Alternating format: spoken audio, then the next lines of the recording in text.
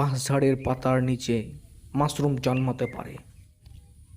সাধারণত আর্দ্র ও অন্ধকার পরিবেশে মাশরুম জন্মাতে পছন্দ করে, যা বাঁশঝাড়ের ভেজা ও ছায়াযুক্ত পরিবেশের সাথে মিলে যায়।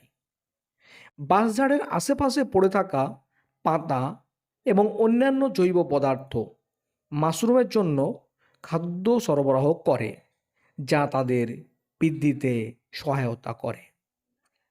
যদি আপনি বাঁশঝাড়ের নিচে মাশরুম দেখতে পান, তবে এটি একটি স্বাভাবিক ঘটনা।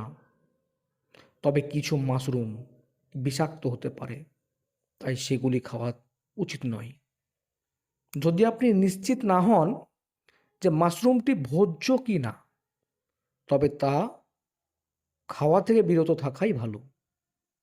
কিছু ক্ষেত্রে বাঁশ গাছের গোড়ার চারপাশে কম্পোস্ট সার, পাতা এবং কাঠের টুকরোর মালচিং করলে সেখানে মাশরুম জন্মাতে দেখা যায় বলে একটি ফোরাম পোস্ট থেকে জানা যায়। এটি মূলত মাশরুমের জন্য উপযুক্ত পরিবেশ তৈরি করে। মাশরুম চাষের জন্যও বাঁশ ব্যবহার করা যেতে পারে। ঝিনুক মাশরুমের মতো কিছু প্রজাতি বাঁশের গুঁড়ো বা টুকরোর মধ্যে সহজেই জন্মাতে পারে।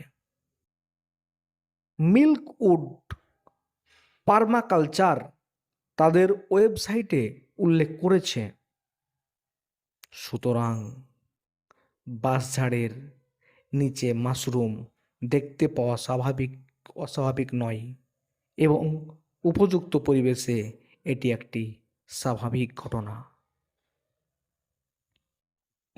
তাই সেই দিক বিবেচনা করে আমরা বলতে পারি এই সমস্ত কিছু মাশরুম যা সন্দেহমূলক মাশরুম, সেগুলো না খাওয়াই ভালো। সেগুলো থেকে আমাদের বিরত থাকা উচিত। প্রয়োজনে চাষ করে মাশরুম তৈরি করা হয়, সেই সমস্ত মাশরুম খাদ্য হিসেবে ব্যবহার করলে শরীরের পক্ষে খুব উপযোগী এবং যা একটি স্বাস্থ্যকর খাদ্য।